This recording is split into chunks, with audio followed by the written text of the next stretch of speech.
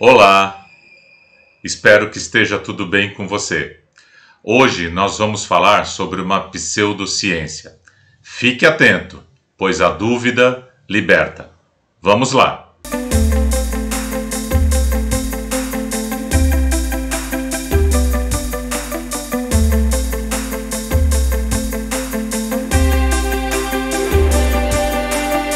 Vou falar hoje sobre uma pseudociência.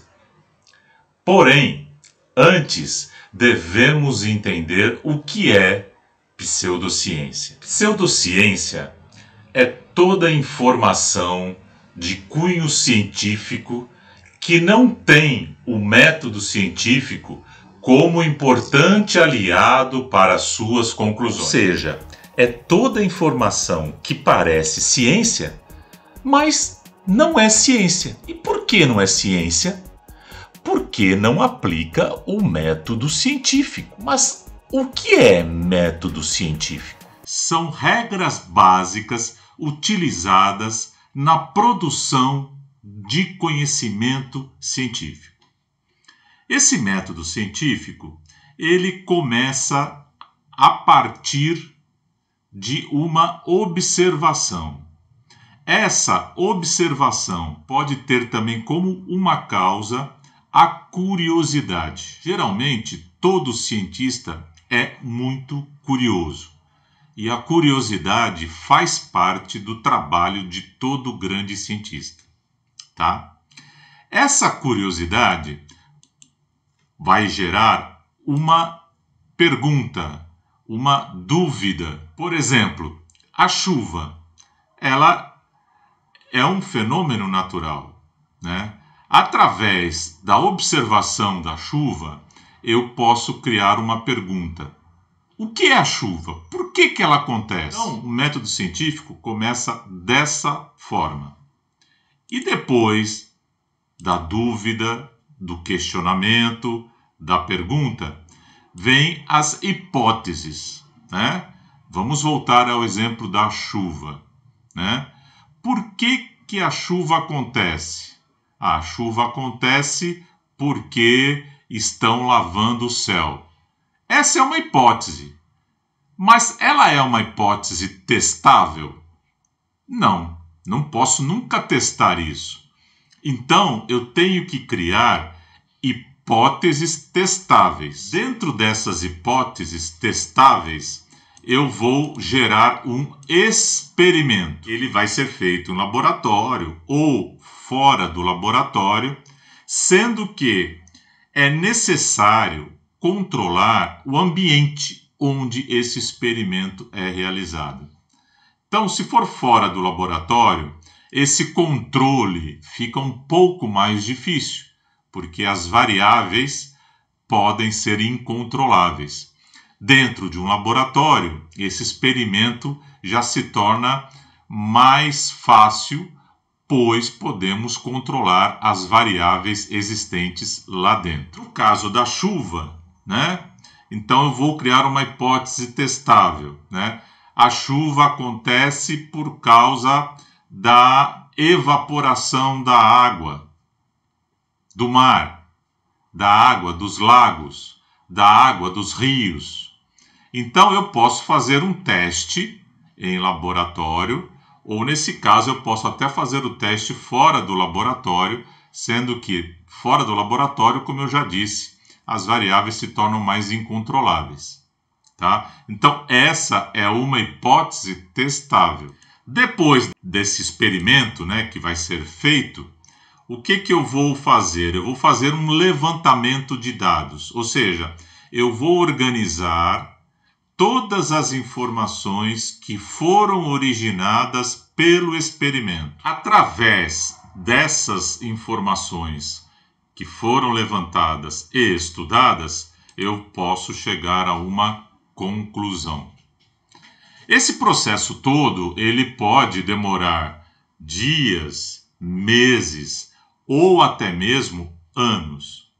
Por exemplo, o cientista Peter Ware Higgs, ele nasceu em 1929, tá? É vivo até hoje. previu a existência dessa partícula em 1960. Em 2012, portanto, 52 anos depois, essa partícula foi identificada num laboratório, no experimento. Os dados obtidos desse experimento, eles estão sendo analisados até hoje. Então você veja, de 2012 até 2021, nós temos 9 anos de análise de dados. E essa análise de dados não é feita só por um cientista.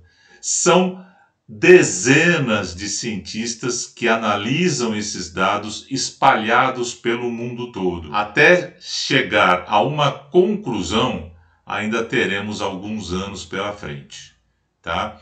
Então, esse exemplo aqui veio mostrar para vocês a importância, do método científico para a ciência. O método científico não foi criado em um único momento e nem por uma única pessoa. Esse método teve início na filosofia islâmica há mais de 1000 anos e se consolidou com o surgimento da física nos séculos 17 e 18 por Descartes e Newton. Vamos ver agora algumas pseudociências que nós utilizamos. Essas que vocês vão ver são as que eu escolhi para demonstrar aqui para vocês. Terraplanismo. Teoria negada pela ciência há mais de 2000 anos. Os terraplanistas consideram que a superfície da Terra é plana. Constelação familiar. Esse método psicoterapêutico explica que existe uma repetição de comportamentos de acordo com as gerações da família. A cromoterapia é uma técnica antiga onde várias civilizações usavam as cores com o intuito de curar doenças e harmonizar o corpo. A astrologia é uma técnica de adivinhação que se utiliza do posicionamento dos astros. Ufologia é o conjunto de assuntos ligados a objetos voadores não identificados, conhecidos pela sigla de OVNI, e aparecimentos de extraterrestres. O criacionismo é a forma como as religiões tradicionais explicam a origem do mundo e do homem. E a última, como exemplo aqui, movimento anti-vacina, grupo que promove negação dos riscos de doenças e dos benefícios de imunizantes. Então vocês estão vendo aí alguns exemplos de pseudociências. Muitas se prevalecem do nome física quântica, quântico, quântica, para dar a essas pseudociências garantia da veracidade. Na verdade, elas não têm nada a ver com a física quântica, com a palavra quântica ou quântico. Dessa lista que eu apresentei, nós vamos falar especificamente de uma delas, que é a astrologia. A palavra astrologia, ela é dividida em duas partes. A primeira parte, astro, vem de astron, que significa corpos celestes. A segunda parte, logia, vem de logos, que significa estudo. Bom, para que vocês possam entender a diferença entre astrologia e astronomia, eu coloquei aqui a palavra astronomia, como vocês estão vendo. E essa palavra também ela é dividida em duas partes. A primeira parte, astro, novamente, repetindo o que já foi falado, vem de astron, que significa corpos celestes. A segunda parte, nomia, vem de nomos, que significa lei, regra. Tá? Então existe uma diferença muito grande entre astronomia e astrologia. A astronomia é considerada uma ciência.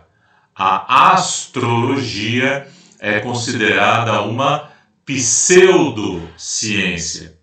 Aqui em cima vocês estão verificando essas antenas, né, na imagem.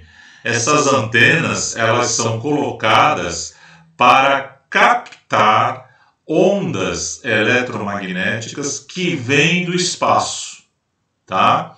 Então vocês podem reparar aí na imagem que nós temos diversas antenas, né? Todas elas são direcionadas para o espaço com a finalidade de captar ondas eletromagnéticas. E aí, você pode perguntar, mas qual a finalidade de se captar ondas eletromagnéticas? Uma das finalidades, né, entre outras, é descobrir, por exemplo, vida inteligente no espaço. Aqui eu vou explicar a finalidade de cada uma delas, da astronomia e da astrologia, né? A astrologia, que é uma pseudociência, ela tem a finalidade de, através do posicionamento dos astros, no momento do nascimento de uma pessoa, determinar não apenas o seu caráter, mas também o seu destino. Que bom se isso fosse verdade, né? A astronomia, que é considerada uma ciência, ela estuda os corpos celestes e fenômenos longe da Terra, ou seja, que estão no espaço. Através do estudo dos corpos celestes e desses fenômenos, é possível criar leis e regras, estabelecendo um conhecimento através da ciência. O homem pré-histórico já se deslumbrava e se assombrava com o céu. Haja visto que naquela época nós não tínhamos nenhuma poluição, né? Poluição zero, e as luzes da cidade não atrapalhavam a visão do céu. Então a visão era magnífica. As constelações que hoje conhecemos melhor já existiam no firmamento, e as tempestades e os raios eram temidos por eles. Por volta do século XIX a.C., os babilônios acreditavam que os movimentos dos planetas, do Sol e da Lua afetavam a vida dos reis e dos reinos. Ora, mas por que isso?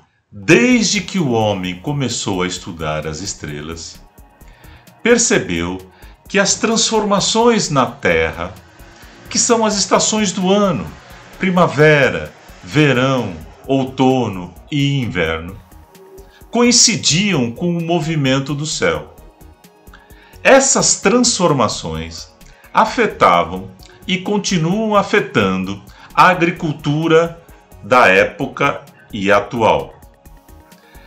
Bom, se essas transformações afetavam o nosso planeta, por que não poderiam afetar as pessoas e também as suas decisões? Por volta de 2000 a.C., os chineses já tinham crenças parecidas com essas.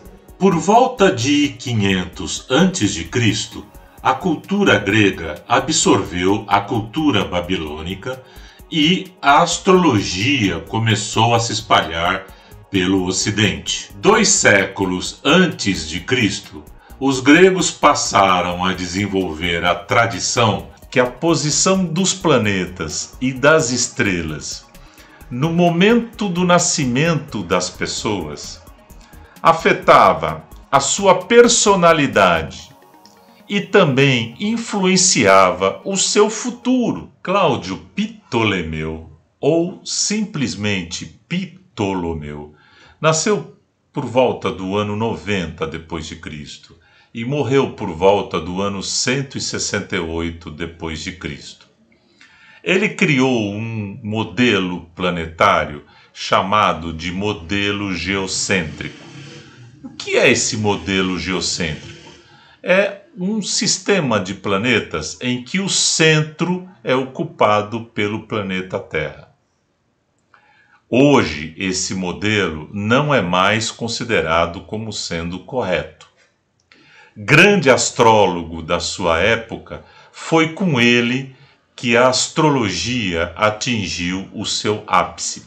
Por volta do século XV, reis e rainhas contavam com a orientação de astrólogos da corte, responsáveis por determinar o melhor momento para realizar a cerimônia de coroação, época de plantios, para entrar em guerra ou até mesmo indicar em quem os monarcas deviam confiar. É interessante observar que, justamente, graças às antigas crendices de que as posições dos astros determinavam acontecimentos na Terra, a ciência da astronomia pôde emergir. E os principais responsáveis por essa transição foram Tycho Brahe e Johannes Kepler. Tycho Brahe nasceu em 14 de dezembro de 1546 e morreu em 24 de outubro de 1601. Era um nobre dinamarquês, astrônomo e escritor conhecido por suas observações astronômicas precisas e abrangentes. Inclusive, era detentor de um dos melhores e mais modernos observatórios da época. O outro foi Johannes Kepler, que nasceu em 27 de dezembro de 1571 e morreu em 15 de novembro de 1630. Astrônomo, astrólogo, matemático, teólogo, cosmólogo, teórico musical e filósofo alemão. Kepler era assistente de Tycho Brahe. Os dois, mesmo sem intenção, participaram efetivamente na separação entre a astrologia e a astronomia. Kepler é considerado como sendo o último astrônomo no mundo ocidental a acreditar na astrologia, ganhando o apelido de astrólogo cético. Atualmente, a astrologia ainda é aceita por uma imensidão de pessoas como válida. Essa pseudociência lá atrás ajudou a moldar muitas das maiores mentes da história, impulsionando os avanços da astronomia numa época em que as crendices falavam mais alto do que a razão. E mentes como a de Kepler foram fundamentais para essa ruptura. Bertrand R. Forer foi um professor e psicólogo americano conhecido por descrever o efeito Forer ou efeito Barnum. Nasceu em 24 de outubro de 1914 e morreu em 6 de abril do ano 2000. Em 1949, ele demonstrou, num artigo publicado num jornal específico sobre psicologia, que pessoas costumam aceitar como precisas descrições pessoais de personalidade, mesmo que ainda sejam de forma genérica. Bom, o que fez Forer? Ele distribuiu uma descrição feita numa coluna de astrologia de um livro popular para 32 alunos. Todos receberam a mesma descrição. Porém, nenhum deles percebeu esse fato. Era essencial que nenhum estudante visse o perfil de personalidade recebido pelo outro. No final, eles deveriam atribuir uma nota de 0 a 5, sendo 0 representava uma descrição de sua personalidade completamente errada, ou 5, que apresentava uma descrição da sua personalidade totalmente correta. Em média, as avaliações receberam nota 4,26.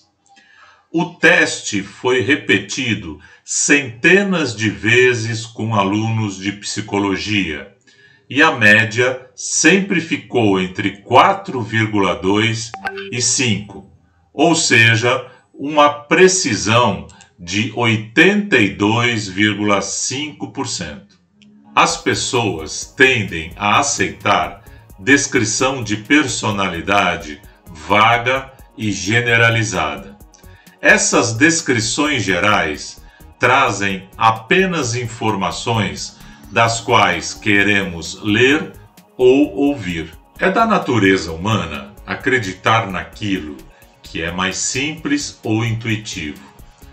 Por isso, devemos tomar cuidado com os conhecimentos que absorvemos. A pseudociência pode ser atrativa, porém, ela altera os fatos. Alguns RHs de empresas têm utilizado o mapa astral do candidato ao emprego como um dos critérios de seleção. Isso é um absurdo nos dias de hoje. Devemos ficar atentos com as pseudociências, pois elas podem fazer você cair em armadilhas. Para tentar não sermos enganados, devemos nos informar cientificamente. E a alfabetização científica é, sem dúvida, um grande caminho para isso.